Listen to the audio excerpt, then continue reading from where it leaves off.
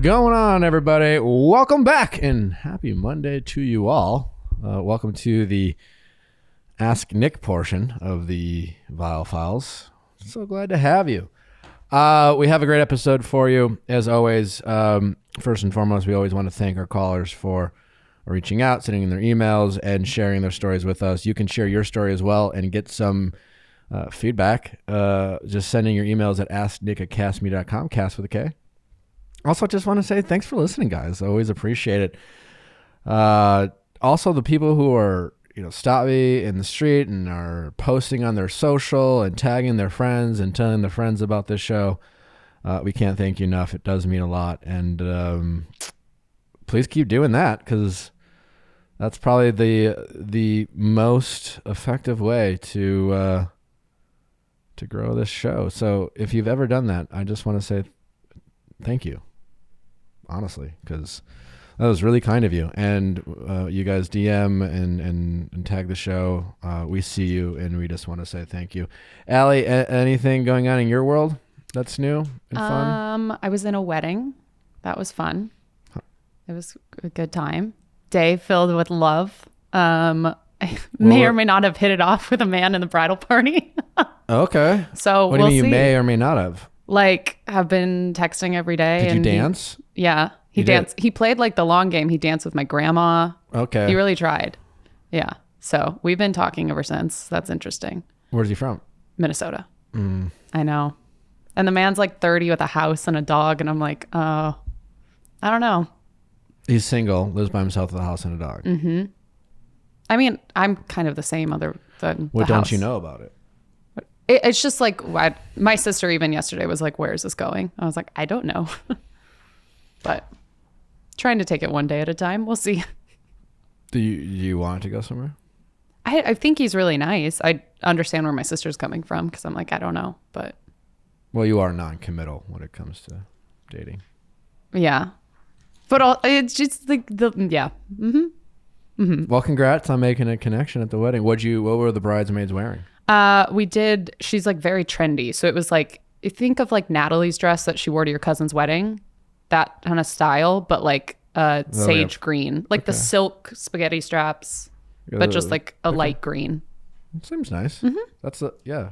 And then the guys had like kind of a beigey off-white tie. It was cute. I was very generous of the bride to give us good dresses. Yeah. Yeah. It was one of those where I was like, I could actually see myself wearing it again. It's amazing how many brides don't do that. Exactly. Anyway, we have a great episode for you. Thanks, as always, for listening. And again, sending those questions. We got the premiere of Michelle's season. We'll be recapping that. That will be out tomorrow. And on Wednesday, the wonderful Remy Bader is with us. What a delightful human being. Many of you probably already know Remy, following her on TikTok, her rise to stardom, talking about fashion hauls and giving us honest perspective of what things truly look like in reality, and talking about body positivity, insecurities, dating, relationships. Really enjoyed my conversation with Remy, so be sure to check that out. And if there's nothing else, let's get to our callers. Question time with Nick. Let's ask Nick your sexy questions. How's it going? It's going well. How are you? Great. What's your name? I'm Ingrid, and I'm calling from Massachusetts, and I'm 30. You're 30. All right, great. How can I help, Ingrid? Well, I am at the end of a relationship right now, and it's definitively the end, but I'm trying to sort through some feelings to figure stuff out for the future. And apologies in advance. I haven't really slept for the last 2.5 days because of 50% sadness and 50% work. So okay. So the relationship like you guys have had the breakup conversation. No, I'm visiting that You've person. Decided it's over, and you have yet to communicate that. Yeah, I'm visiting that person's home city right now, which is my second out of 3 work locations. Okay. And I'm planning on having this conversation with them this week when they also return to this city, because it's sort of a natural ending date since I am about to move abroad. for work for at least a year, but potentially more, depending on how the project goes. And this was something that was called out at the beginning of us seeing each other.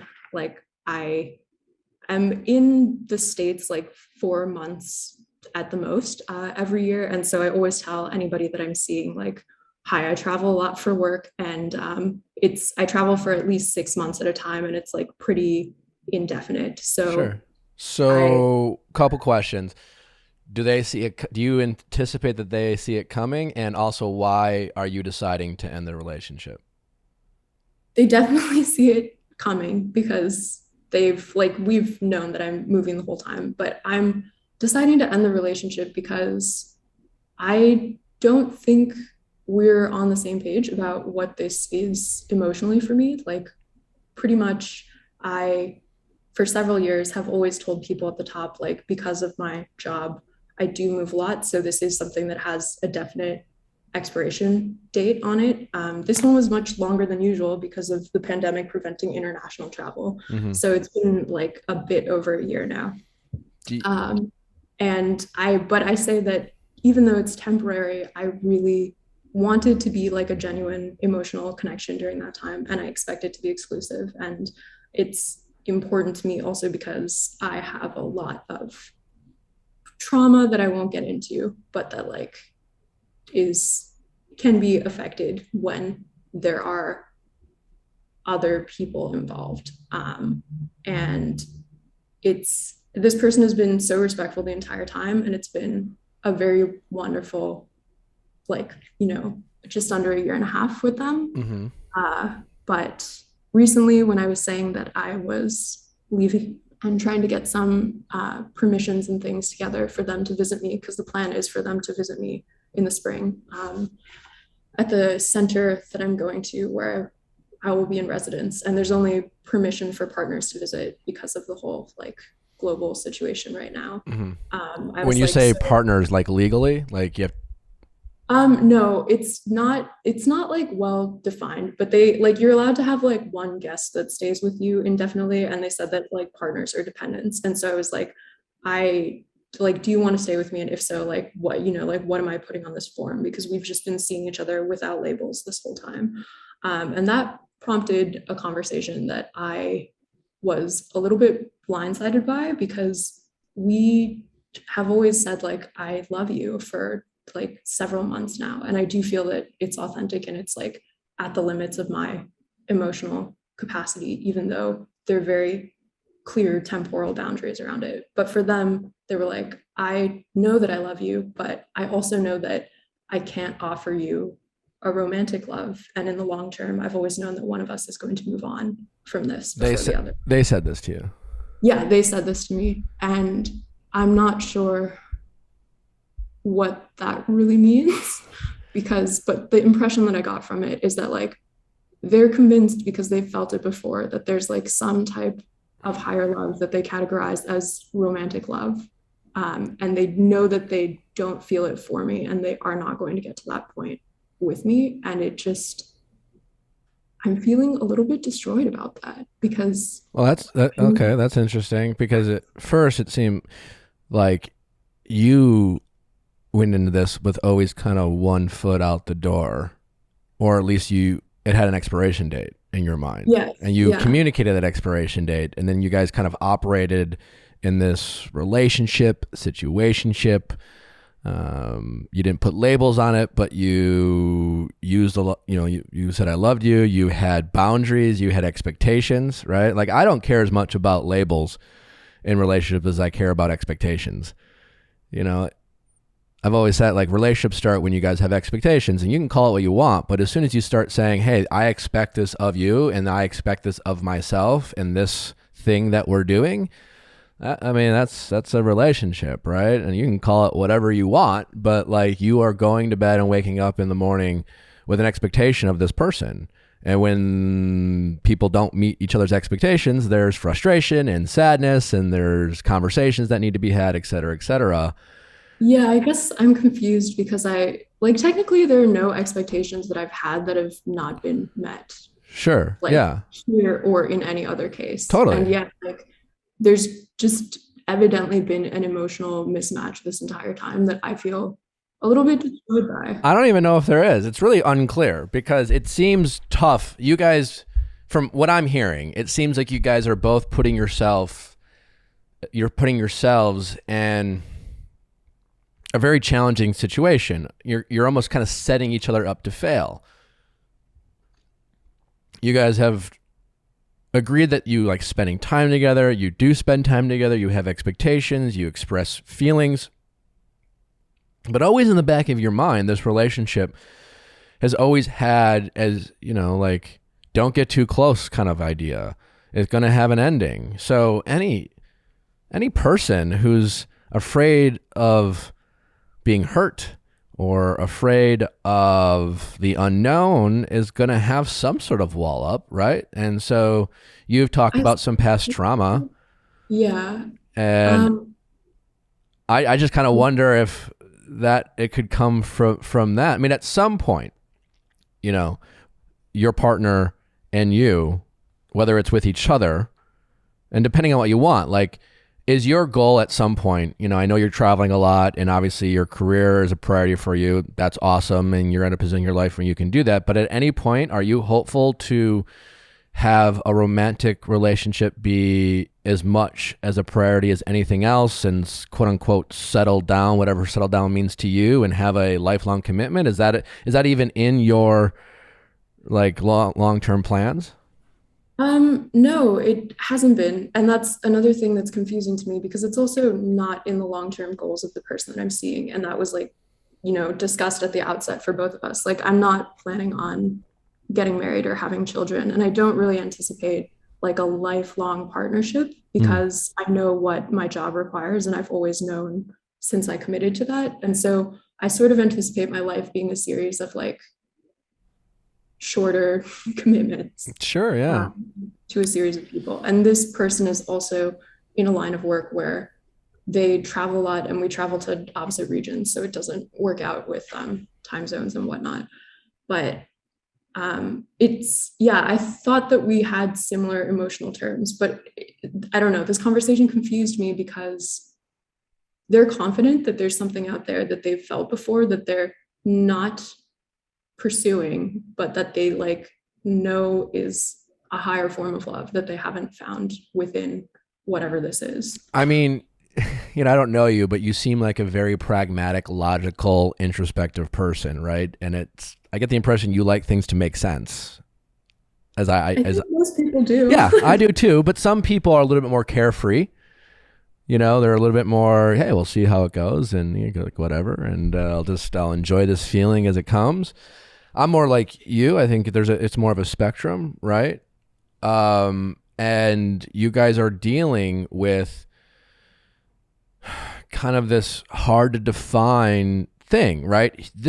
Your partner is talking about an idea, you know, a very undefinable idea about love. And love can mean different things to different people. We can decide for ourselves what we want love to mean, and it can also not necessarily even be that. Like this feeling that he or she can't describe, and that feeling. They do describe it as a feeling of wanting to spend your entire life with someone, even though they don't want to spend their entire lives with someone. It's so abstract though, and this person is talking to you. I think you guys are completely discounting the fact that from the very beginning, you guys talked about reasons that both of you should not let yourselves fall completely in love.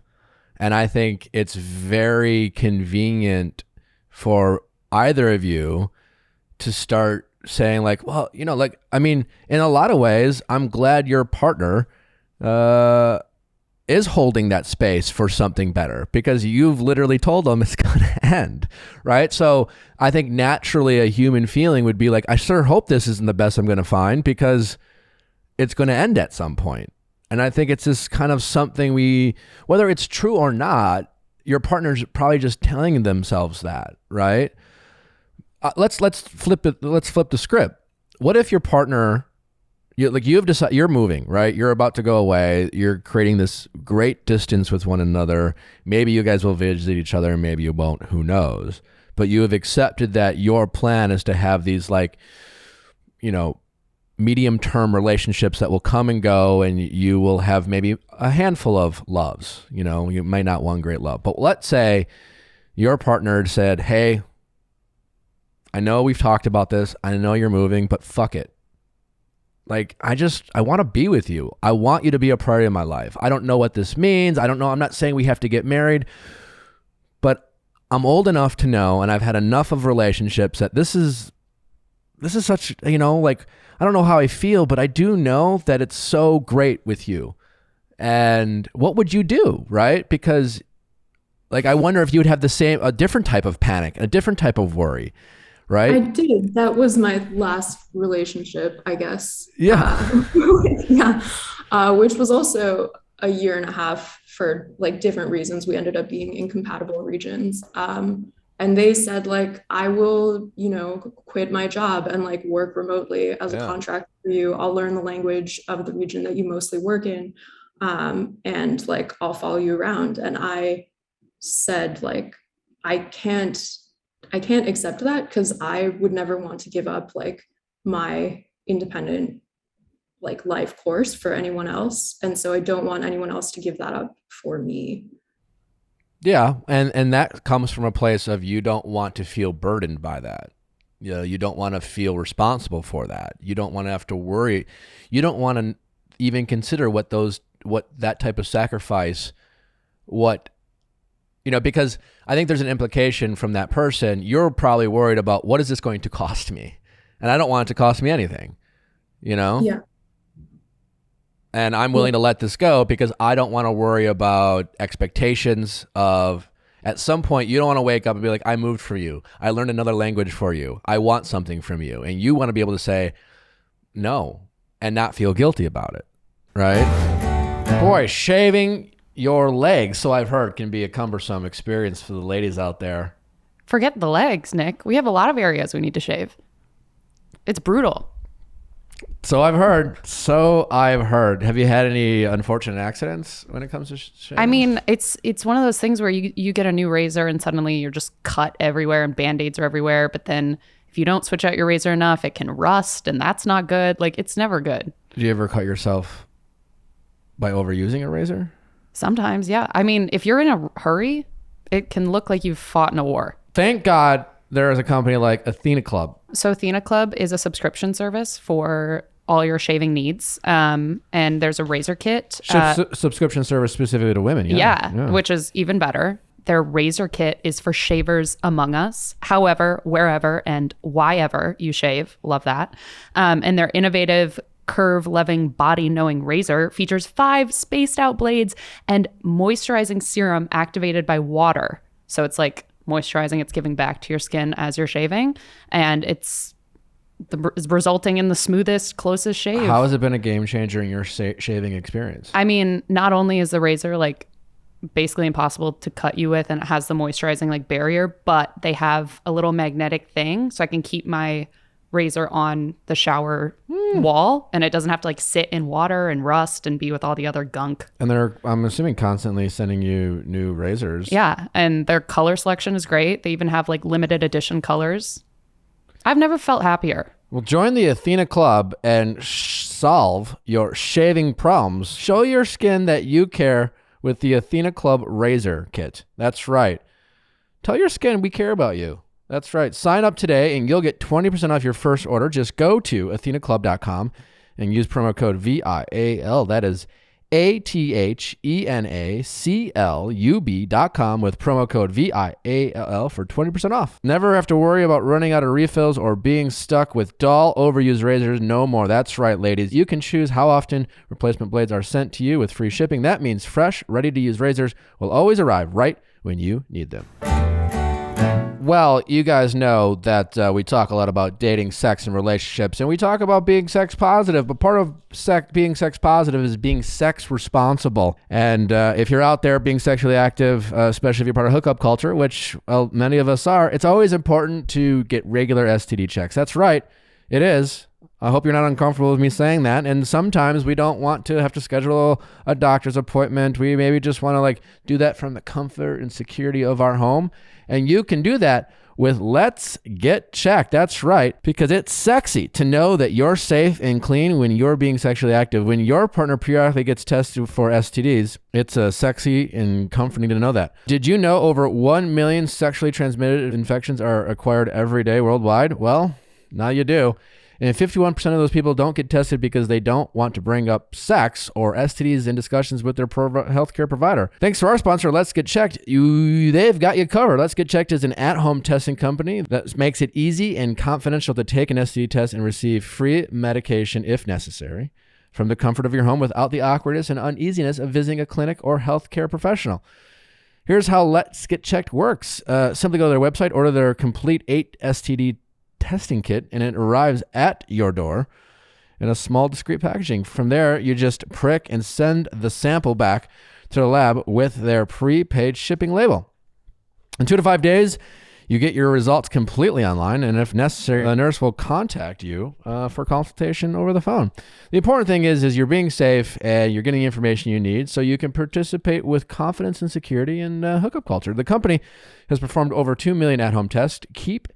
They keep your information and results confidential because, HIPAA. Our listeners will get a 30% off their entire order with code VIALL. Just visit trylgc.com/VIALL. That is trylgc.com/VIALL and enter code VIALL at checkout to ensure you and your significant other are staying safe. I think your confusion about this conversation is coming from a place, maybe it's ego driven, maybe it's just sadness about like something that's beautiful in your life and something you've cherished is coming to an end potentially, or you're deciding that it should.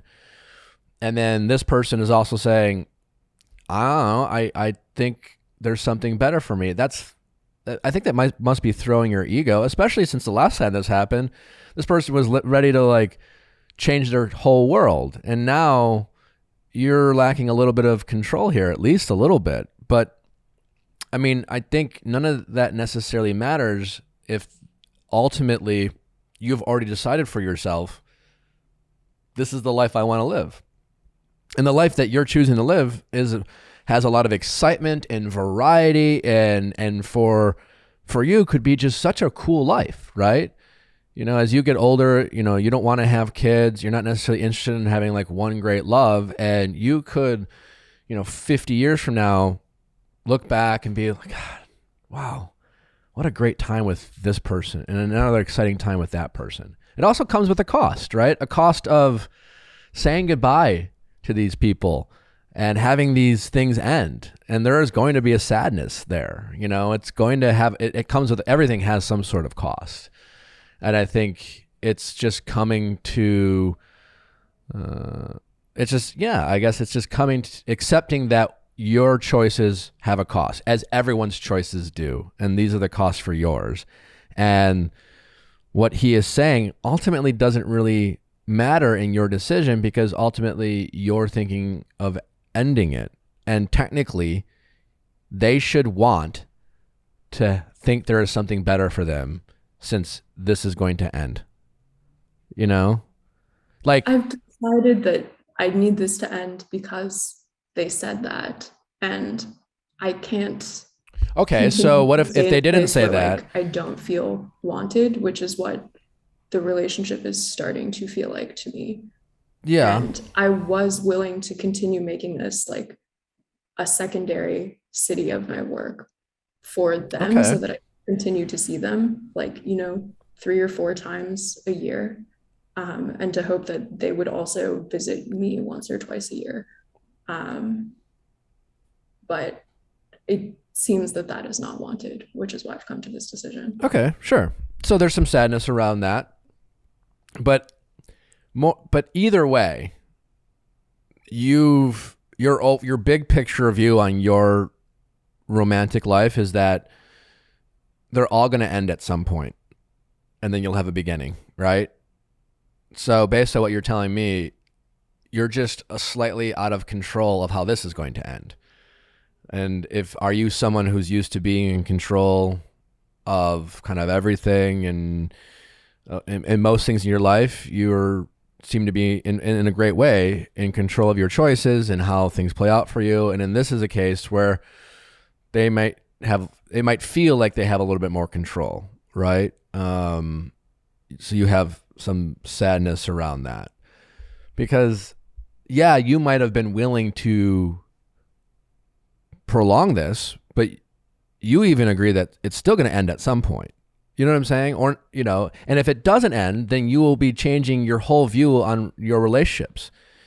If it doesn't end, you might have to say, okay, well, this is not what I saw. And this happens all the time for people. We all tell ourselves we're going to do this, and we have a plan for our lives, and plans change. And we go, yeah, I used to say I would never do X, Y, or Z, and we realize, well, why? I don't know. I said that because I felt differently 5 years ago.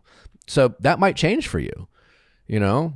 Whether it's this person or when you move, you might meet someone and you'll have to come to grips with, well, I thought I wanted this and maybe I want something else. And then you have to decide also, like, when you talked about your trauma, is that something you deal with, or you do work with therapy? Because yeah, I've been through a lot of therapy for it. And it's a major reason why I've decided that I should not get married or have children. Sure. Because I don't want to reproduce it. And that's okay. And you might continue to get therapy for it, and someday down the line feel safe enough to take that risk. Because it sounds like it's just more for you, the decision a lot has to do with, like, it's not worth the risk. I'm happy enough. I like my life. I don't think I could handle it going sideways. And so these are the choice. It's a bit of a wall, or you're protecting yourself. And that's okay. And that might change down, it might not, either way. But, like, I think that's some of the things you're struggling with, right? I don't have a clear answer for you other than the fact that if overall your life choices haven't changed, and you're acknowledging that either way, you're probably not in a position to take this leap of faith, given you haven't fully worked through some of the trauma that you've experienced, and that the cost is saying goodbye to this thing. But, how you handle this, you might be able to say, all right, you've said this to me. I want to thank you for being honest with me. It was hard to hear because I thought this, but given what you've said to me, it's probably best that we end things now. Who knows what they're going to say? Your ego will be upset and frustrated that they don't push back at all. They don't fight a little bit. It'll be, if they calmly just say, you're probably right, we knew this would come to an end, your ego is going to be screaming, saying, like, really? Like, after a year and a half, you're just going to be like, okay, like, come on, fight for me a little bit, That's how it's going to go. What's that? I already know that that's how that's going to go, which is why I'm very settled in it. Does it bug you at all, though? Not quite. It's more like, it's not that I'm upset about this ending, because I'm moving internationally in like 2 weeks. So this is about the time it would happen. But it's like, how do I reinterpret the time that we spent together now that you've told me that, like, you had a very different view on it than what I thought? Because, like, I'm at the limits of my emotional capacity. And I told you that those limits were a lot smaller than what anybody else could give you at the outset.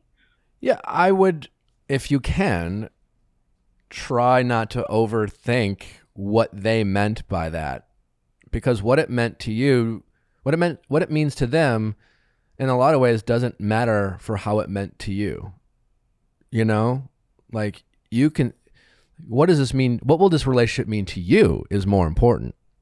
A relationship that you have decided is going to have an expiration date at some point. And when you started this relationship, it was going to mean something to you. And it doesn't have to match up. You know what I'm saying? People break up all the time, and we always try to assign some sort of value. And how is this worth it to me? Did you enjoy their time with them? Yes. Did they make you happy often? Did you learn things about yourself and relationships in general with them? Those are all positive things. And I think it's important to focus on that, because what it means to them is kind of irrelevant. And that's for their own personal journey. And I think it's hard maybe to hear, but also like they maybe haven't experienced the same things you've experienced, you know, like again, I think you've recognized that part of your choice to not fully invest is what you've experienced in the past that you've continued to try to work through. And at this point, you're not ready to go past that line. So I think you're really setting yourself up for disappointment in these situations because there's a party that's stopping you from going all in with anyone. And so when they communicate their feelings, which might be coming from so many different places, you know what I'm saying? Like you will probably never know if part of what they're saying has to do with the fact that you've always told them this is going to end. I just think you can't so easily discount starting a relationship where you both agreed there's an expiration date and you allowed yourself to maybe fall a little bit deeper than you expected, but maybe they never allowed themselves. Maybe this is solely coming from a place of like, I always thought it was going to end, so I didn't let myself go there. And for whatever reason, they felt the need to express this to you, and maybe their intentions weren't to hurt you or make you feel bad. Maybe it was them just projecting and trying to justify their decisions and their choices in this, which speaks to all more the reason why if this relationship is going to end, I think the only thing that really matters is what does it mean to you? You know, because I think it's such a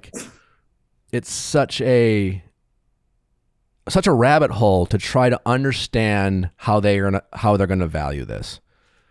You know, I don't know if that's helpful at all. It's just, you know, like, I guess what would make it all better? Like, what would make you feel better? I guess I just wish that whenever anything ends, there's like kind of a symmetry about it, that like you agree that, you know, it's coming to a close and the time you spent together was good. And it was like, you know, good in this way or whatever. But that, I guess that doesn't make any sense because. Well, then it probably wouldn't end. Yeah.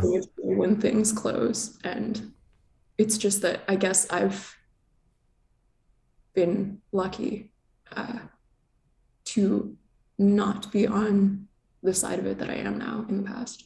So yeah, I think there's a part of that. I think being on this side is a little new for you. You feel a little bit powerless and helpless.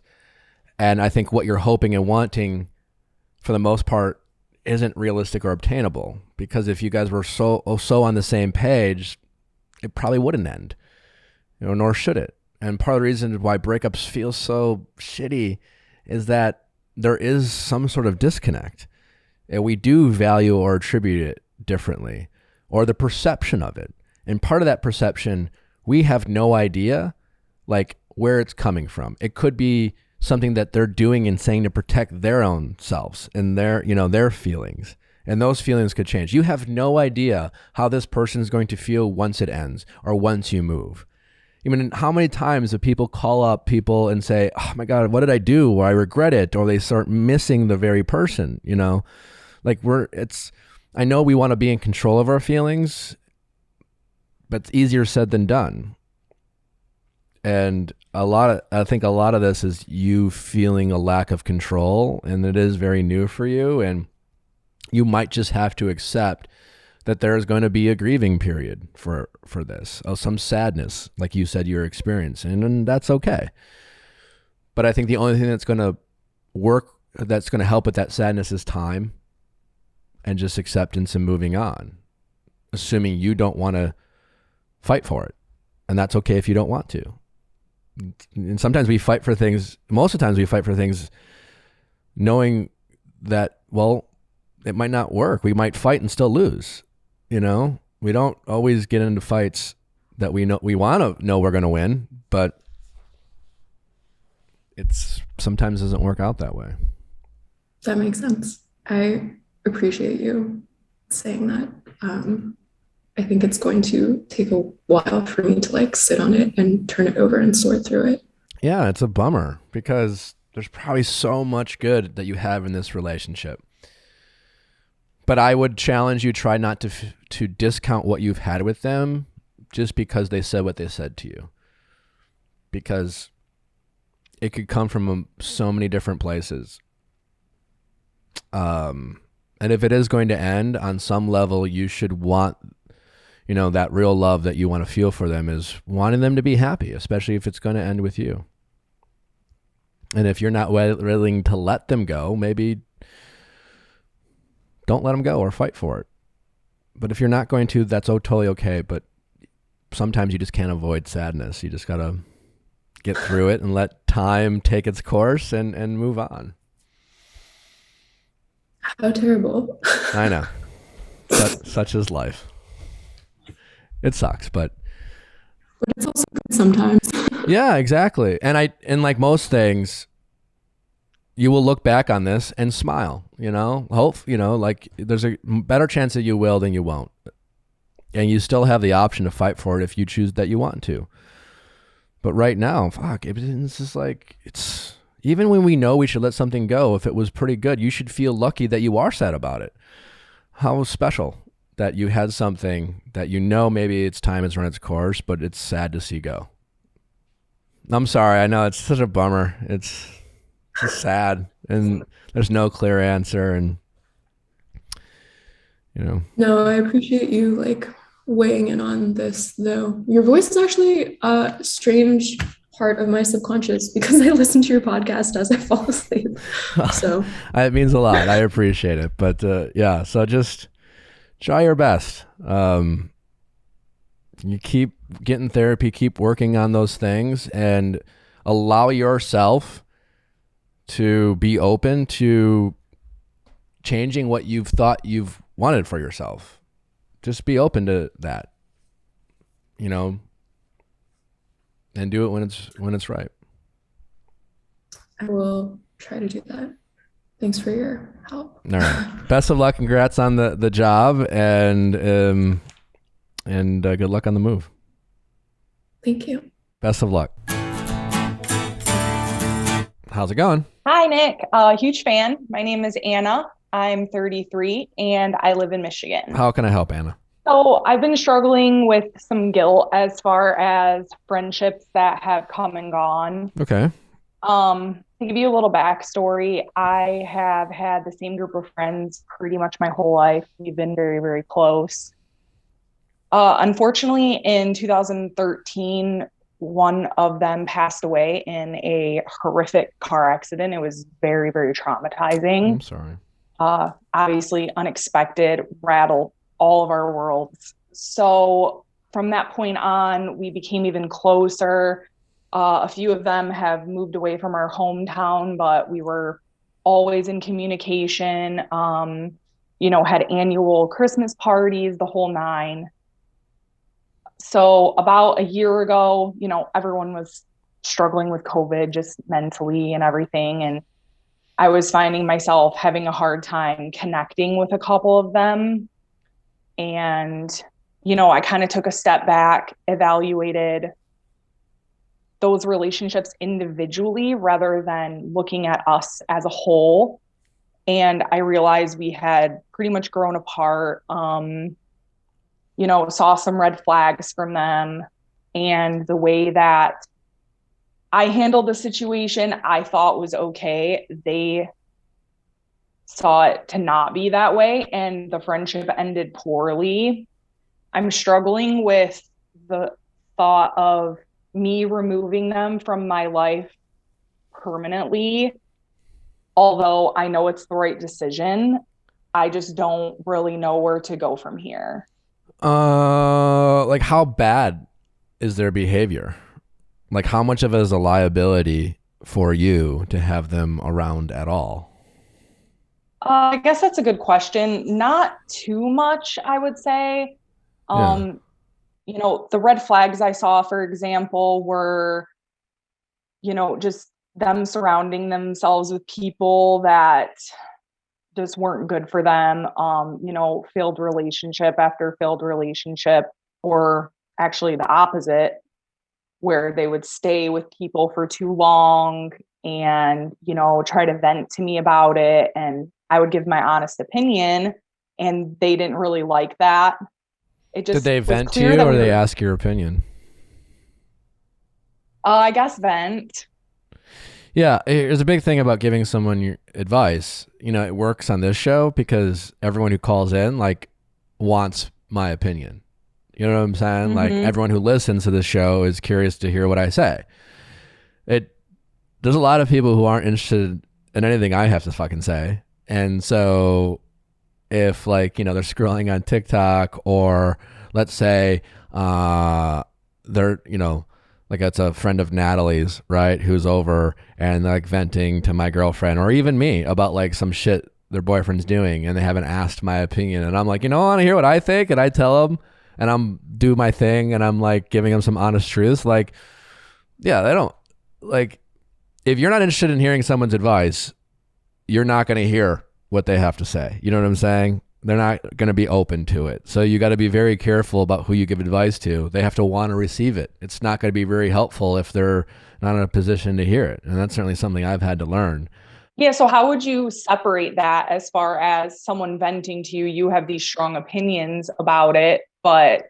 Well, it's not your problem. It's not your life. You know, as friendships evolve, as we get older, yes, we often can grow apart. Sometimes it's natural. Like, you know, I have two of my like closest friends still live, like my friends from like middle school, high school, right?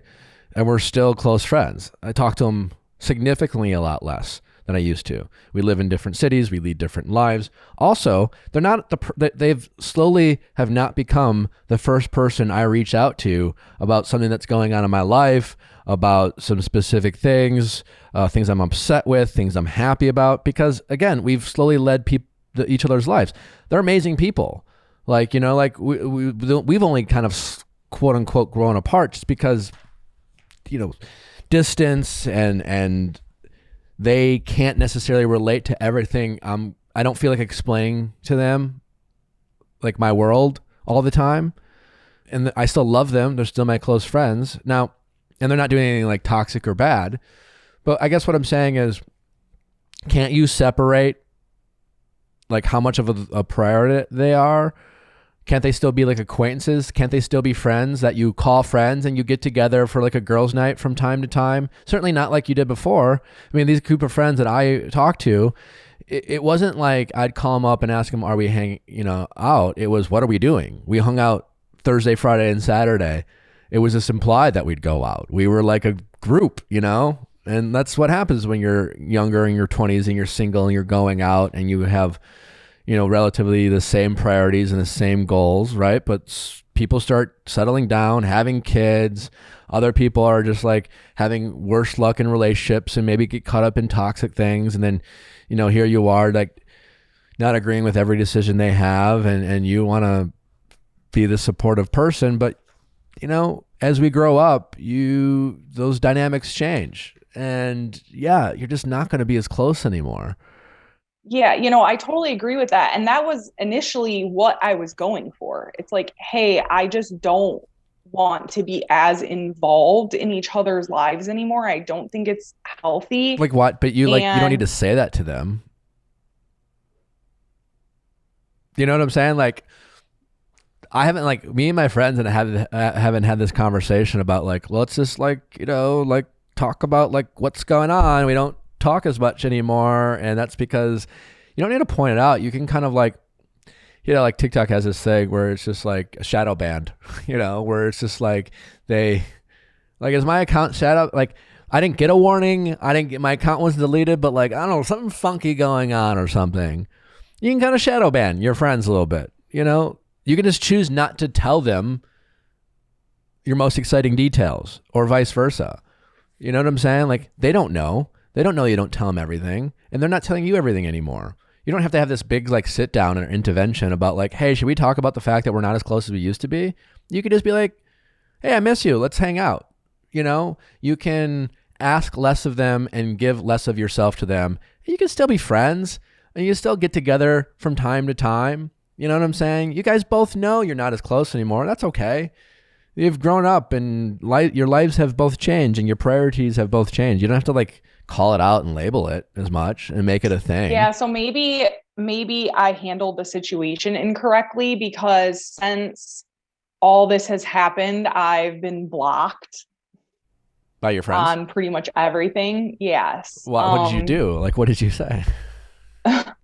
Well, we always had a group chat going through GroupMe, and we would talk all day, every day. And, my notifications would constantly go off, and I was just feeling overwhelmed and annoyed by it. And I just simply said, hey, I'm just feeling really negative. I'm trying to like sort out things. I was trying therapy at the time, and I just needed to like really just separate myself from everything. And I just told them. And I deleted myself from the group temporarily. I said, I love all you guys. I'm just taking a minute for myself. And they all took that as like, I don't want to be friends with them ever again, blew it way out of proportion, thought I was like deleting photos of them off Facebook, which like I never even go on. Like it turned into this whole thing. You made them feel judged. That's what it was. And that's fine. Like, it is what it is. Like you didn't mean to, but like by you doing that, it was like, what? We're the problem? Like, why do you need to like phase us out to be a better person? And you made them feel judged. And simultaneously, since you made them feel judged together, they bonded over you judging them, the group. So you can decide, like, you can just accept it and move on and make different friends. Or you can decide whether you want to humble yourself to, and it might not be worth it. Maybe you've outgrown these friends, but if you want them back in their life, you can try to articulate, like, I was going through something, I miss you guys, and I'd love to hang out, and see what they say. You've made them feel judged in that moment, but they can get over that, Yeah, where my conflict is, like, my brain is telling me you did the right thing. This is how it was meant to happen. But my heart, just because, we lost our friend, and me choosing to keep them out of my life just feels so permanent, and well, like I said, just feels if you wrong. Want to, you could reach out to them individually or as a group and say, I miss you guys. I'd love to see you guys. I know I had to go through some shit, but it was me. I hope I didn't make it feel like it was you. And let's grab a drink sometime and see what they say. Your relationship will probably never be the same, and that's okay. But that doesn't mean they can't be in your life at all. And both you and this group will have to humble themselves a little bit and let their egos go and whatever. But that doesn't mean you have to decide to let them all back in. If you think it's still appropriate for you and your mental health and well-being to still put up some walls and have them not be as close as they used to be, but still, like, once in a while have a girls' night. And you don't have to tell them all your deepest, darkest secrets. You can just catch up and reminisce. And then you can decide from there whether it's really worth it to you or not. Yeah, I mean, that all sounds great. But it's just not turning out to be that. What do you mean? And I'm trying to... Did you try that? Well, I've texted them a couple times, just saying, hey, I just was catching up, happy birthday, or, whatever it would be. You're blocked? No, they replied, but I don't know. I guess it just wasn't really what I was looking for. Well, yeah, but your expectations and reality are not matching up. Yeah, this is some fences need to be mended. There's some sensitivity and hurt feelings. It's just not going to magically get back together. If you want to have a relationship with them, you're going to have to make some effort. But that doesn't mean you still have to go all the way back to where it used to be. You can still set some new boundaries in this friendship. And if they aren't receptive to it at all, then I'm sorry, and that sucks, but that might be like the answer you need. And that, you know what? If they were real friends, if they were friends worth having, then they would be able to understand what I had to do. And they're not. And clearly they're so caught up in their own bullshit and toxicity that there's no space for me to like take a break. So they lack any empathy on what you're going through. And so while you miss them, and it's sad to see that chapter end, it's still the best thing for you. Agreed. I guess part of it too is I'm married. I'm happily married. And for them to be in the chapter of their lives, which is fine. Like, I don't judge them that they're still dating, but when they're in these toxic relationships, it's really hard for me to like not judge them for that because I'm in such a different place. But well, yeah, but that's on you. You got to stop that. And like I said, just repeat myself, you can be friends with them and not as close. So you can no longer be the friend that they're coming to you with all the relationship problems. And if they want to vent to you, you don't have to give them your opinion. That's on you to like, as someone who's like, again, constantly like literally has developed this job or the show to give people his opinion. That doesn't mean everyone needs to hear my opinion. It's not my job to give everyone my take on their toxic behavior, even though they're like communicating that with me. I have to ask for permission to be like, do you want it? And sometimes when people ask for my opinion, like on day-to-day life, being a guy who has a show, I will say, I don't know if you really want my opinion. I don't really want to get you like, I don't know if you really want to hear it. And if you do, I kind of set up expectations of like, are you sure? Because I'm going to be honest with you. And if not, if you just want to, I'll listen. I'm just happy to listen. Because I know I've learned that if people if they don't want to hear it, if they're not ready to hear it, it's going to not be theirs. It's not going to be worth it. So you have to humble yourself to be someone who just simply listens and not judge, because maybe you are judging. The fact that you have an opinion means you have some sort of judgment. You have a take, and maybe you should stop that. And sometimes friends just need to listen, and you don't have to like it, and you don't have to involve yourself in their life so much that like their bad behavior and their choices in the relationship have any impact on you and your relationship. Because you're never going to be hanging out with them every day anymore, because your priority is your family and your husband, and the dynamic of your friendship has changed, and that's okay. Like, it's not supposed to be like we were in college. Or our mid-20s when we were all single. Yeah, I really resonate with that because I tend to give my opinion even when it's not needed. And that's something that I definitely need to work on. So yeah, that's I'm sensitive I'm sensitive of the fact that definitely comes off the wrong way more often than not. Well, it really comes down to whether they want to hear it or not. People might be like, oh, you're so good at giving advice, Nick. But I promise you, like, if someone's not ready to hear my advice, it's not helpful to them. I just sound like a dick. Mm-hmm. Yeah, that's probably how I'm coming off.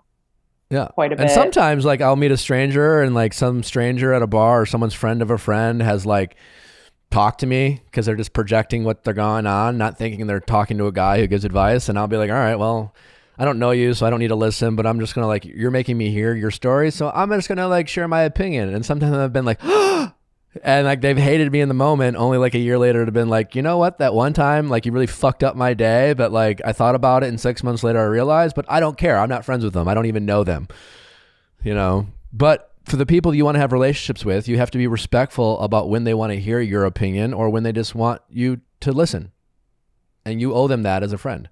Definitely. You're not their therapist. Damn. You're their friend. Okay. And just because you got it right now doesn't mean you're doing it better or you figured it out. Maybe you got lucky too. And there's some humility I think that you need to show on your end too. Damn. All right. Okay. All right. Well, best of luck. You're going to be okay. All right. Thank you so much, Take Nick. care. Yep. Okay. Bye-bye. Yep. Bye-bye. How's it going? Hi, Nick. I'm Mary, and I'm 25. Hi, Mary. How can I help? Okay, so I'm going to try to give a shortened version of this because otherwise I'll tend to ramble into details. Okay. But I met a guy on Bumble a month and a half before I had to leave for grad school. Okay. I was back home in Wisconsin, and now I'm out in North Dakota, 9 hours away. But I was kind of on the apps, just not expecting to meet anyone that I really clicked with because I've been on them for a year and met up with a lot of guys, and it was one date and done kind of thing. So I knew I had to leave, soon, but I was like, oh, whatever, just meet up with people, see what happens. So in early July, I met a guy, and it was like no other guy I'd ever met on an app before. We hung out for like 5-7 hours. Our first date, the second date, third date, the fourth date, hanging out for like 7 hours at a time, doing a bunch of different things, texting all the time. And then I think it wasn't obvious to him that I was leaving in like a month. I did have on my bio that I was in grad school at UND in North Dakota. So you never told him and just hoped that he would notice? So I think when I would just go on one date with a guy, I wouldn't bring it up the first date. Sure. Because I was like, I don't know, if I'm even gonna like this guy. Yeah. What's gonna happen? And I did, when we were texting, I referenced, grad school was all online pretty much last year, so I was home most of the semester, but I didn't know for sure what was going to happen this year with COVID and everything. And that's probably it's definitely my bad that I didn't make that clear from the get-go. Uh-huh. I think I was just wrapped up in how, I didn't want to think about that I was leaving. But then the fourth time or fifth time we hung out, we talked about it. And it was just weird that we were having a super, what seems like a conversation someone that's known someone for a while would have, a serious conversation about what me leaving meant, even though we had only known each other for 2 weeks. And he just made it clear that he did long distance in the past, and he knew that wouldn't work for him.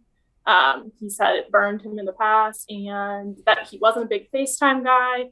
He liked to be near his person, whatever. And I was like, I totally get that. We've only known each other for 3 weeks. I wouldn't expect that.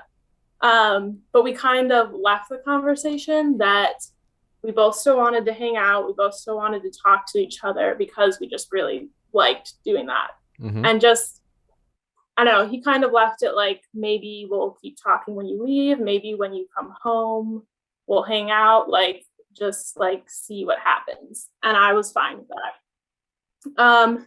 So we did hang out a couple times, maybe 4 times before I left after that conversation. But the way that he texted me definitely changed a lot, and less texting, which I understood because obviously he wasn't pursuing me anymore like he would, someone you wanted something serious with.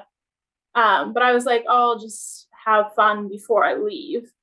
And so I don't normally do that I don't know. I was okay with it being a casual thing because that's all it could be. There were some awkward things that happened before I left that I think is the reason why we faded in texting. We almost hooked up once, but didn't because he didn't have a condom, and he said that he didn't like wearing condoms, and it turned into this, I don't know. It was a whole, and so I left that night thinking classic. Yeah. Well, and it didn't come off as a dick move to me in the moment, but when I told my friends later, they were like, sounds like a douche, don't talk to him again. Yeah, I mean, it's definitely a potential red flag for a douche. I mean, I guess a guy can say I don't like condoms, and he how did he respond to you saying, fair enough, but I don't want to partake in unprotected sex? Congratulations that he has a right to not like them as long as he respects your boundary of not wanting to have sex with people that you don't feel safe or having unprotected sex. How did he handle that? Well, the way that it came about was I assumed that he'd have a condom. So when we were in the moment, I kind of, when it was getting close to that point, I kind of pulled away and was like, do you have a condom? And he said no. And I said, well, this isn't going to happen then. And we talked about it a little bit, and he told me that he assumed everyone my age was on birth control. But he wasn't even going to ask me birth control doesn't protect you against herpes. Right. So, and I was like, if I hadn't said anything, it's not herpes control. If I hadn't said anything, we would have just had unprotected sex, and he would have assumed that I was on birth control. Well, I mean, the only thing you really can take from this is that if given the opportunity, he will have unprotected sex without any consideration for STDs, which all the more reason not to have unprotected sex with those people. So Right. big win for you there. Yeah. So we didn't. I left, and I didn't text him after that because I was like, this is probably over because I'm not going to get on birth control and he doesn't want to wear a condom. So, but he was straight up like, I'm never going to wear a condom having sex. He didn't say never, but he was he was very blunt with saying like, I don't like condoms. I can't finish with a condom. Like, I don't like, he did have one. No one likes condoms. No one's like, you know what this sexual experience really needs? A condom. Like, no one fucking likes them. But you deal with it because you're you want to have sex with someone that you don't know that much. You're not familiar with their sexual history. You haven't like mutually gone and gotten STD tested. Like, there's risk involved and you're trying to mitigate your risk. And you're like, you know what? I might not finish. It might not be as enjoyable, but like, fuck it. We want to have sex. And so like, I want to have the peace of mind that I didn't get anything from her and she didn't, and I didn't give anything to her. So you just fucking deal, like, of course no one fucking likes it. Like, he did say, I don't know, this probably doesn't give him any points, but he said like, well, sex with a condom is better than no sex. But okay. But one thing, I had only had one serious relationship previous to him. And well, he wasn't a relationship, but he asked me like, what have you done in the past? Because I said I wasn't on birth control. And I said, I was in a relationship with a guy for 3 years and he used a condom. And he laughed and he said like, oh, poor guy. Like that. Is this guy's older than you? No, he's 24. Oh, okay. But okay, that's one thing that happened. But that was more of a dick thing to say than anything else. Poor guy. The poor guy. Yeah, I mean, that's what you two decided to do in your relationship, and now he's like somehow judging you guys for like what? Because you didn't want to like take a pill every day that would affect like your biology in your body, and like there's always side effects to any pill, and you decided to not do that, but you also want to have protected sex. Like fuck him for like shaming you for being responsible in a relationship. Right. And like I'm pretty sure my boyfriend still got more from it than I did in that scenario, even though he was wearing a condom. Yeah, either way, that's kind of besides the point. But yeah. And listen, people in relationships can not like, you can just that's a conversation a couple can have to be like, what's the risk? A guy and a woman can say, like, you can have it's not a dick thing to have the conversation, but like he was shaming you for it. That wasn't have a conversation. He was like making you feel bad for trying to be safe, and then, sex is it. And that's why I hated that comment more than the other one where it's just like, oh, I hate condoms. Like, everyone hates condoms. So like the fact that he said that, I don't think is that big of a deal, but I think it's a bigger deal that he tried to shame you for doing it. And I guess, I don't know, and everyone has that perspective on it. And to me in the moment, it didn't, I don't know, I didn't feel shamed. It just was like, I don't know. It just felt like we were having. Well, exactly. And you were there and we weren't, right? And so trust your instincts. So where are we now? And we did end up hooking up before I left. Did you use a condom? Because he bought condoms. All right. Great. And he didn't like, I was a little bit in my head, like, is he going to make a comment about this, like, after or something? But he didn't. The following week, I had to move back out to school. And at this point, texting had kind of faded already. And so fast forward a couple weeks ago, it had been a month since we talked. We hadn't talked at all, but, still friends on Snapchat, see things, whatever.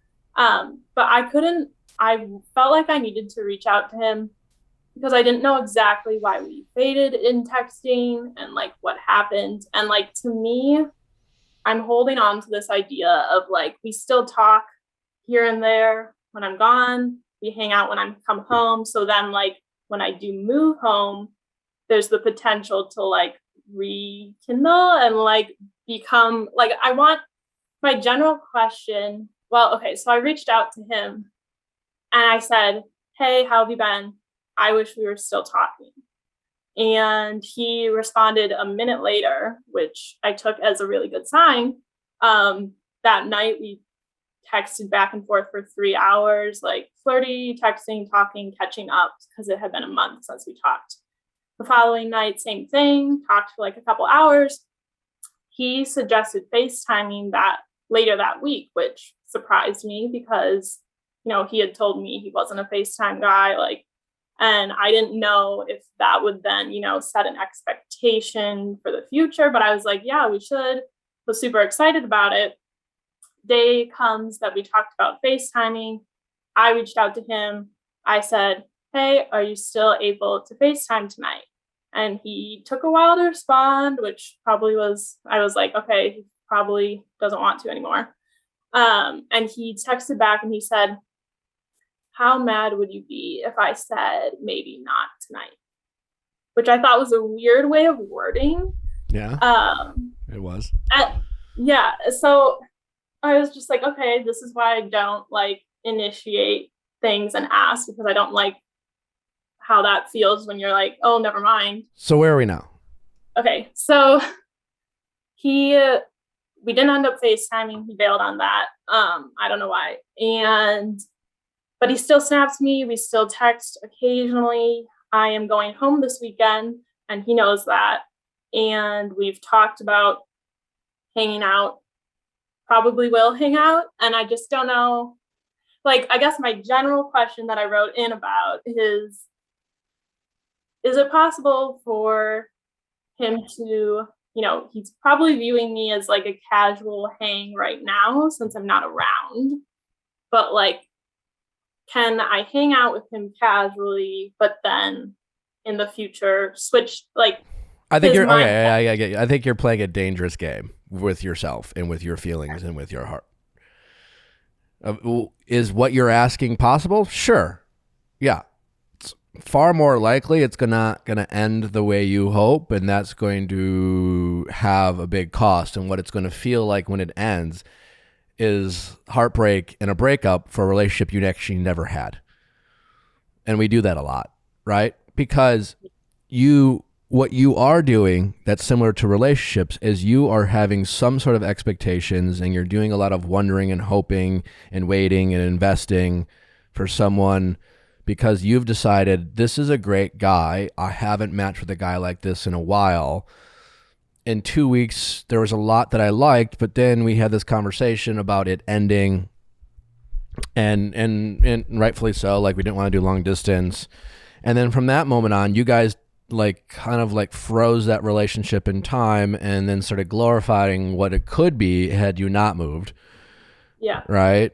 Mm-hmm. And then you moved, and then like you still had the idea of how great it was, but like, you know, as everything does, as you guys talked more there, he did and said some things that, you know, disappointed you, most of which you are not chalking up to his feelings towards you. Like, you're almost giving him an excuse and excusing the things he says because you're like, well, of course, like, we're not in a relationship and I'm long distance, and what can I expect from him? And like, you know, if I were in his, you're trying to empathize with him a lot because you want to keep this going, and you know, et cetera, et cetera, et cetera. And you got to stop trying to think about what anything he does means, because you're not in a relationship with him. And if you are going to keep talking to this guy and hanging out with this guy and communicating with this guy and even hooking up with this guy, you got to, I think it might be impossible for you or anyone who has feelings, because you have some sort of feelings, is you got to stop it. The why doesn't matter for him because you don't have expectations of him, or you shouldn't have expectations of him. But the problem is you do, and you're developing expectations of him. But I feel like I don't have expectations. Yeah, but there's big picture wise you don't, but like, even the expectation of once he said we should FaceTime and you said yes, you expected him to follow through, which is a logical expectation. I get it, but you care. And because you want him to FaceTime, then you have this expectation of him following through with the things he's saying that he will do. And that's a nice thing to have, but like, that's a risk for someone you're not dating, who's also not, living in the same city. Why did it happen? I don't know. Maybe he matched with someone else who lives in a city and he went on a date instead of FaceTime. You know, you're clearly not a big priority for him. And he's not a big, or you guys shouldn't be a priority for each other because you're not dating. And that's where things get real sticky, because there's a part of you that wants to still feel like somewhat of a priority, and you're like being realistic. And you're like, well, I mean, I get it. Like, I don't want to, like, I know I'm not your girlfriend, but like, I do want you to at least prioritize me enough that when you say you're going to do something, you do it. Yeah. I want you to prioritize when I come to town that you make time for me. You know, I want to prioritize that, like, you go out of your way. And I think this is a very dangerous game. You know, I think you either have to put yourself out there and fight for it and say, I know you don't want a long distance relationship, but I do, and I want it with you. And he will probably say no, but that's not the point. The point is that's what you decide you want, and you're willing to put yourself out there at the risk that he might say yes. And if he does say no, you need to be very careful about, like, your interactions and the expectations you have of him, you know, because you have more expectations than you want to admit to yourself. You're trying to be like the cool chick and understanding chick and the cool girl, but at the same time, like, you decided you liked him. Yeah. I mean, I really am okay right now while I'm gone with just, like, talking here and there.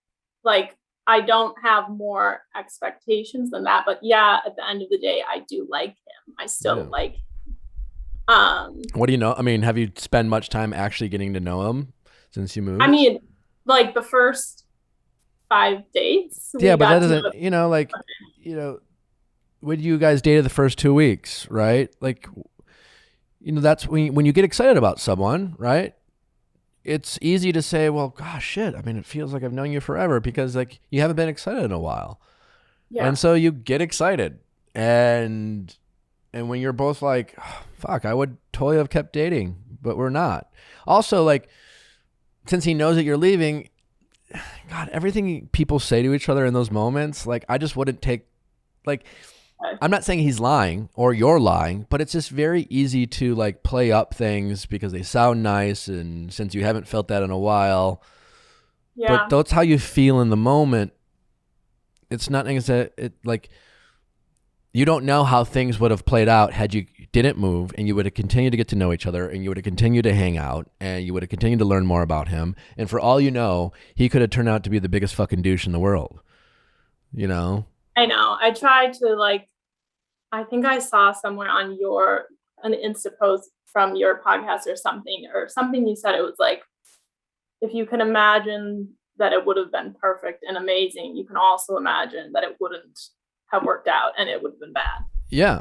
And so you're basing so much about your hope for this solely based off this, like, exciting 2 weeks that, you know, that you've kind of frozen in your mind, and you want to put that on ice and get back to that feeling whenever it is you're back at home. And that's just not realistic. And you're just, like, literally fucking with your own heart.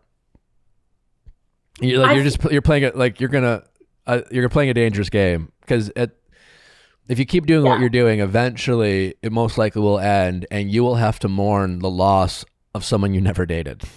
Yeah. And I think I like to think that I'm good at, like, keeping a distance from the situation and not. We all like to think that, but we all are human.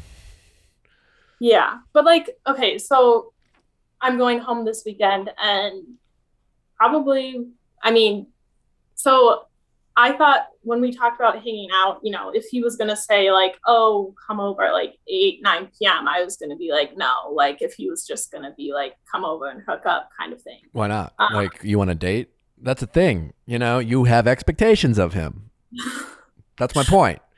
Because realistically, if this is about a hookup or keeping someone close, yeah, he should have the right to be like, hey, all right, well, I'll be home at 10. We'll hook up, or maybe we'll grab some dinner or whatever, but super casual, because, like, but no, you're kind of hoping that he carves out a little bit of time for you and makes it at least somewhat special, and, like, keeps that flicker of a spark, and, like, lets you know that there's some sort of a priority.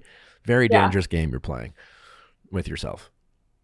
But he said, like, he wants to spend, like, the whole like late afternoon or mid-afternoon, like we're gonna, like he has like all these different Have you been ideas. waiting on him to like make plans and shit? I just think the best thing for you is to try to be as much in control of the situation. And that means not hoping he makes plans or tells you what he wants to do. You're the one who's coming into town. You're the one who's going to catch up with friends and family. You're the one who should have like a very limited time, free time, right? So you should be the one who's like, hey man, I have this window. These are my available times. I'm going to be hanging out with friends and family. Like if you're available, great. I'd love to see you. If not, no hard feelings. Like that's how you should approach it. But no, like you're going about it being like, you're most likely, is my guess, is like all the other people who want to see you and spend time with you who miss you, you're kind of like putting them on a soft hold because you want to find out what he has planned for you first. And that's pretty fucked up for yourself. Yeah. I mean, my sister knows I'm like planning things with my sisters and I'm like, okay, you should come this day because I think I'm seeing him. Yeah. Definitely don't do that. Make your plans with your sister and your friends and let him know that they are the priority. And if he wants to find time to hang out with you, he has these very small windows and don't fucking bend on those windows. If he wants to like not go to the gym or hang out with some other Tinder date, he can choose to hang out with you. Okay. He can shift things around. Don't give him like 1.5 hour window. Give him a couple windows, but let him know that you have other priorities with your sister, your family, and your friends and events. And that will, trust me, he has a far greater chance of like doing that. And if he feels like you're waiting on him, there's a good chance you'll be waiting on him the whole time and be very disappointed. Okay. Yeah. I definitely have a hard time of being chill when I really like somebody. You can simply chill. Like, no, I'm not telling you to be mean or freak out. It's not about being chill. It's about this is about setting boundaries and enforcing them. This is about setting expectations. It's about prioritizing your time. And you got to be careful not to make him too much of a priority. Your sister's a priority. Your friends are a priority. Your parents, your friends back home that you haven't been able to see. Not some fucking guy you hung out with for 2 weeks that you like hope someday in the future you guys might reconnect. When I say it like that, I think you could agree that's kind of insane. No, I fully acknowledge that. And that's what you're doing, right? Yeah. So you can still hang out with them. You can get everything you want, and all you have to do is just go about it a different way. And it's the opposite of what you think you should do. It's letting him know that you have other priorities, that your time is limited, and that he can choose to make time for you. But either way, these are the things that are a priority. And then you can find out whether at any point he's willing to make you at all a priority. And if he's not, that's a telling that maybe you should stop holding on to this pipe dream because he couldn't even make time for you. So say we hang out. You think that, like, my sister thinks that I should have a conversation with him saying, like, I still like you. I don't see this as just like. If that's how you feel, then yeah, you should say that. Yeah. But I don't want to scare. Well, if you listen to this podcast, like it doesn't matter what you're afraid of. Yeah, you should say it because you are afraid. Yeah. Scare him away of what? Like you don't think you're worth that to have someone like go out of the way to make you a priority? I mean, he straight up told me before that long distance didn't work for him in the past. So like, yeah, maybe that wasn't his person. You know what I'm saying? At the end of the day, you know, if you're worth it, he'll make it work. And if you're not, like, yeah, he likes you, but doesn't like you enough. So so if he says no, then like if he reaches out again, even though like I don't respond, or that's entirely up to you. Then you have to decide, are you actually able to control your feelings and emotions to maintain this more casual hookup relationship with zero expectations and allow you to like open up your heart and energy to other new people, even if it's in North Dakota. You know, I don't know what the options are in North Dakota, but like he's that's not a lot. Yeah, and as a result, this person's cannibalizing a lot of your free time, and you're not even in a relationship with him. So like, you're giving him way too much power and way too much of your free time and energy, and you're making him way too much a priority, and you're getting very little in return. I think you should not be afraid of his answers. I know that's easier said than done, but you not being afraid, of his answers will give you way more power than you have now. I feel like I would feel more comfortable like having that conversation though if we had been talking this whole time while I've been gone. But I haven't seen him in 2 months. Is it how you feel? Is it how you feel? That I like him? Sure, yeah. Yeah. Then you should, are you comfortable getting naked with him? I mean, I did, yeah. So if you're comfortable getting naked with him and sharing body fluids, I think you can feel comfortable expressing your feelings. That seems reasonable. Yeah. Yeah, that's true. Yeah. And if he makes you feel bad for expressing how you feel, another reason maybe that he's not the amazing guy you thought he might be. Everything you're afraid of is an opportunity to learn more about him and how he handles you expressing your feelings. So the very thing you're afraid of doing is the thing you should do to get more answers about the possibility that he's worth your time. Because you're so worried about like what he might be willing to do. Are you willing to invest in a guy who you're not in a relationship with in the hopes that 2 or 3 years down the road when you're back in town, you guys like then learn about each other? Wouldn't you rather find out all this now so that you could decide not to do that and open yourself up to meeting new people? I mean, I'll be home in like 7 months. Okay, yeah. I mean, I know that's still further down, but I mean, I have gone on dates out here. Like yeah. I'm not like zoned in on him. Sure, but you are. Yeah, to a certain degree. It's okay. But like everything you're afraid of is like you should do. You should lean into your fears. And 100%, before you worry about what you tell him if you do see him, is that I think you should make it very clear to him that you want to see him, but these are your plans and these are your priorities, and you hope that he finds the time, and you give him 2 or 3 options. Okay. And you do not back down from those 3 options. Yeah, I definitely give too much wiggle room when I really like a guy. Yeah, so don't do that. Okay. All right. Let them chase you a little bit. And don't be afraid that they won't chase so that you chase instead. You gotta face some of these fears. Okay. If you can do it, like everything changes once you can face your fears. Like once you can like let people know that you are the priority and not them. And if you can face some disappointment, you will get like you will feel like you're walking around with like all the answers and all the weapons, and like it's amazing how like you're not gonna get everything you want, but you're gonna get a lot more than you get right now simply just by facing a few fears and being disappointed and not getting what you want. What do you want? Okay. Go get what you want. Have some fun. Enjoy yourself. Communicate the things that you feel to him, and then let him tell you how he feels about you so that you don't have to wonder what it is. Okay. Yeah. I don't want to wonder anymore. Yeah. So don't. Oh, okay. I will talk to him if I see him. All right. Best of luck. Make sure you prioritize friends and family. Give them a few options. 4 tops, but 3 is better. 4 tops. 3 is better. Okay. Sounds good. Thank you. All right. Best of luck. How's it going? Hey, it's going good. My name's Taylor. I'm 26 years old. How can I help, Taylor?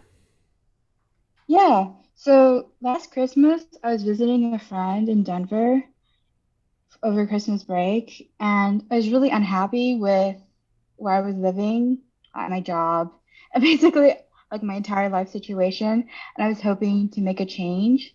So my friend introduced me to someone who also works in the same industry as I do, but he's like in his late 30s. He's got at least 10 years of experience on me. And he's got a bunch of leadership experience and roles at the company in Denver.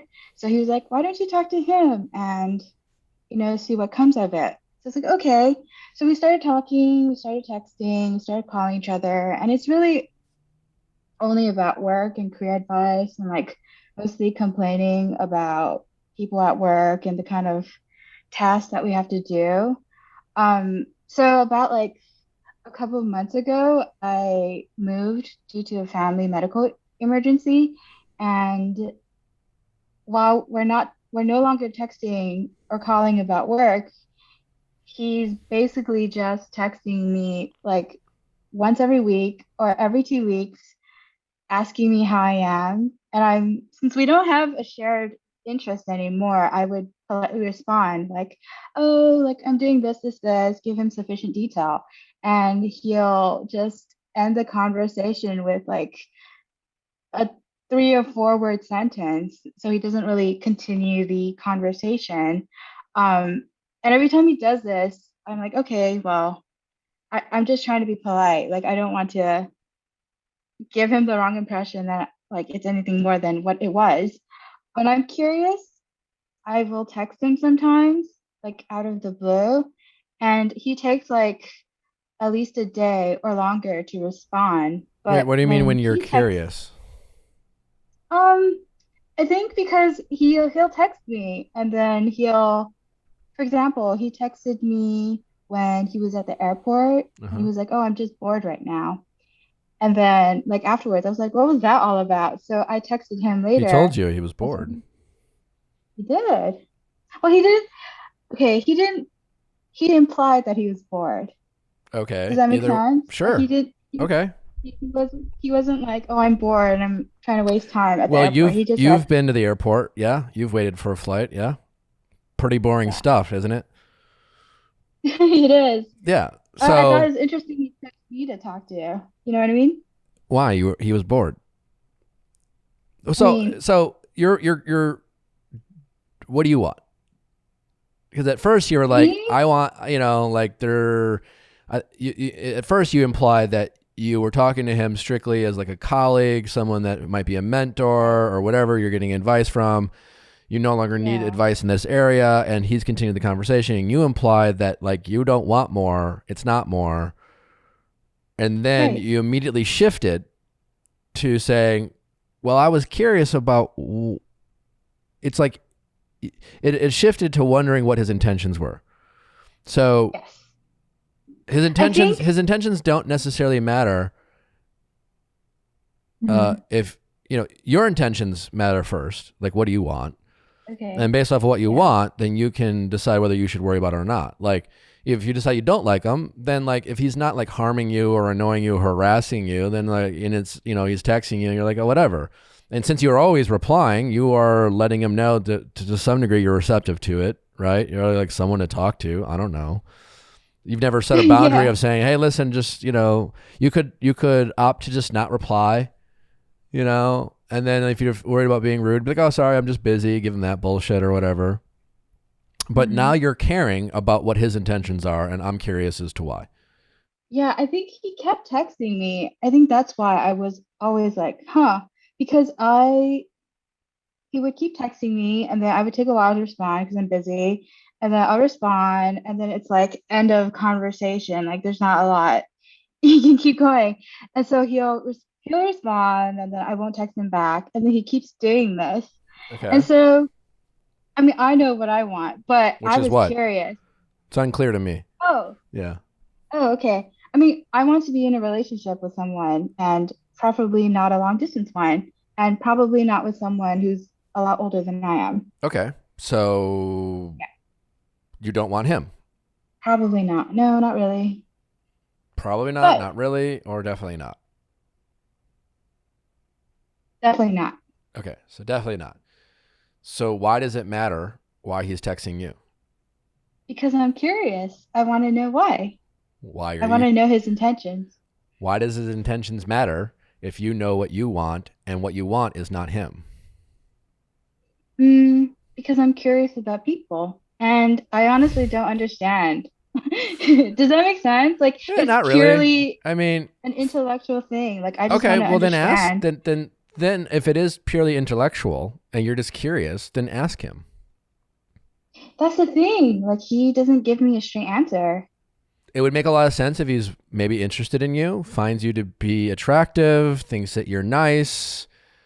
And maybe for him, it's a good chance that a lot of it has to do with convenience and boredom. Like, here's this nice girl that I've talked to, and like, I don't know, she's younger or something, but like, maybe things in his life are a little bit slow and boring, and there's a level of comfort, and no lines have been crossed, and he's not really worried about you liking him. He has no plans on dating you, but like, whatever, I don't know. Like, she seems cool. Could be that simple. Like, what are you gaining from, again, other than curiosity? Because your curiosity is still energy you're using to invest. It's your time, right? Yeah. Yeah. So like, Well, so that's a cost. It's costing you something, and that's fine. Maybe you have enough free time to be curious, but there's got to be some objective. Like, I'm just curious. I don't know if you're not conducting like some sort of social experiment, or,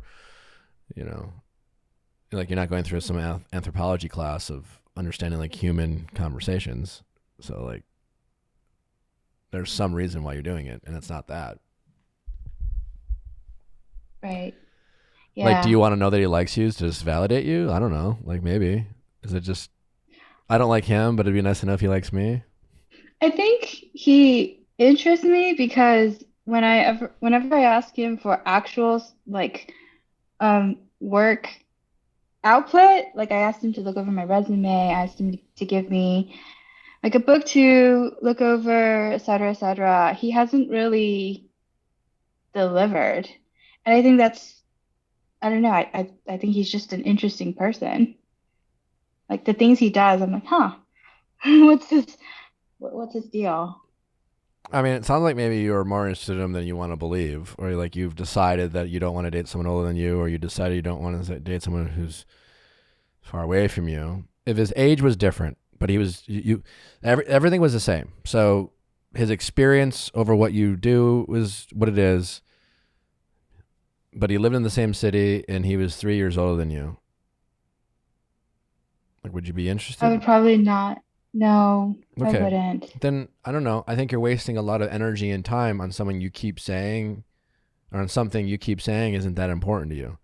You should invest energy in things that are important to you. And you're saying it's not. So like, I don't have the answer. I can't. Why is he calling it? I guess my I guess my question was, I mean, what I want to do is like make him stop it, right? You do. I'm like, okay. Okay, just stop. Huh? Just you want him to stop reaching out to you. Yes, basically. Oh. So you could just not reply. It's a good chance. It's a good chance he will. Well, you have two options. You can let it fade and not reply, or you can have a slightly awkward conversation and say, like, we have no reason to talk. But like, you have been replying to his boredom. And so you have been, indirectly like letting him know that you don't mind it. I see. You just have one of two choices. You could have a direct conversation that's going to feel a little awkward, and he might get defensive and be like, well, I don't know, like you could have just not replied. Well, I guess it's a little bit complicated because he's friends with my friend and they seem pretty close too. So I'm like, ugh. I would start replying, then start like just take longer to reply. And when you reply, be very brief. Don't get into conversations with him. And then if he says, hey, you seem a little... That's exactly what I've been doing. Okay. Has he ever asked you like why it's diminished? No, he just keeps texting me. Then just stop, or just tell him you don't want him to reach out anymore. Okay. I think you should just stop. Because I think you should just stop replying. Mm-hmm. And then if he's just like, whoa, haven't heard from you. Just be like, oh, sorry, I missed it. But he'd be like, I have a lot going on. And then if he keeps reaching out after you're like, make it pretty clear that you're not engaging, you don't ever engage in a conversation with him. Then finally you're just like, hey, listen, I just, I don't, at some point you might have to draw a very clear boundary. So you just have to decide whether you're there yet or not. But you got this curiosity you have about it. Like, I don't quite get that. Your curiosity is why you've been, because you're saying you want him to stop, but you're also curious enough, and that's why you're replying. So it's a little bit of You kind of, I used to be curious about him. Like this was a couple months ago. Now I'm Okay. like, ugh, please stop. all right. Well, so yeah, two choices. You can just be direct and tell him that, which is Mhm. totally appropriate. Or if you don't want to have that conversation because it's going to feel awkward, you could just not reply at all. I see. Right? Like, Yeah. you have a mutual friend and whatever. Like, who cares? You're not dating. It's just, you stop replying. So, I mean, on the flip side, hypothetically, if I said I was interested and I wanted to pursue him, how would I approach that? Why are you even asking me that question? Because it's fun to think about what you would say. For just for That's it. fun, or do you really? But you have no Yeah. interest. You want him to stop. This is just for fun. I want him to stop, but I was curious what you would say. If what you wanted to date him, Yeah. then I would just tell him that. Like, I don't want to date you. Really? Is that simple? Yes. Yes. It is that simple. Cool. Yeah. Say what you Okay. want. I really. hmm Yeah, Oh just- man, I really love how direct you are. Like, I love it. Like, there's no confusion. There's a lot of clarity. yeah. I mean, you just gotta just say, we should see each other more. I like you, or I'd love to, Mhm. or you just put in more time and energy, But yeah, Yeah. but I think your curiosity can sometimes be confusing to people. Yeah. You might be I showing, think so too. you might be showing an interest in them that you don't have. So you got to check yourself and maybe not be so cavalier with your curiosity all the time, especially if you know what you want, Well, the thing is, I mean, in a work situation, like I'm curious about my coworkers, but I don't really know how to. Yeah, but in a work situation, you have Curious to draw about some lines them. and boundaries because you can be curious, but it just might not be any of your business.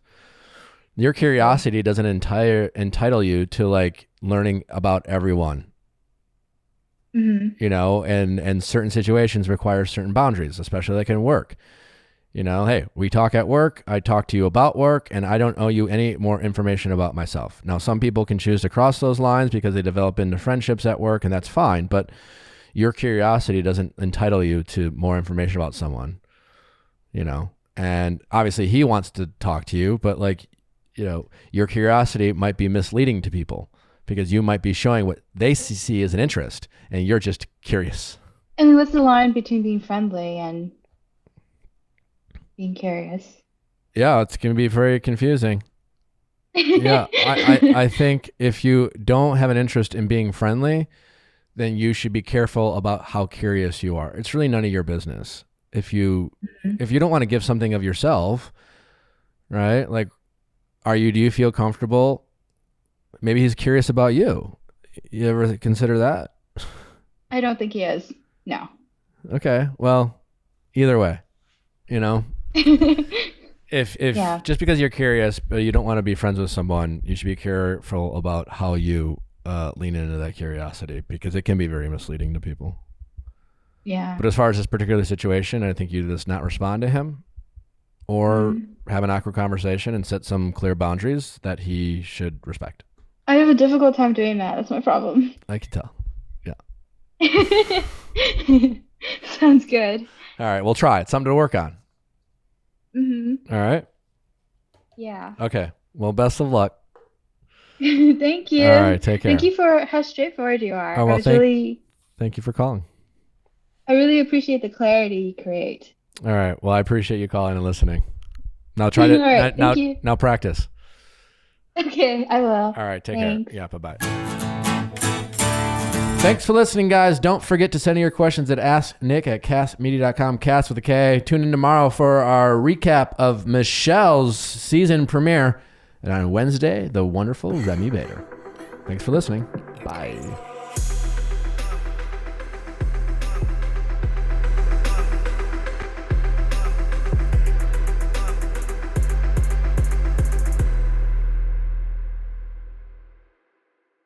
Hey guys, thanks for watching. Before you go, make sure you like, subscribe, and ring that bell so you don't miss any future videos like our Tuesday Bachelor recaps and Wednesday celebrity and expert interviews. See you next time.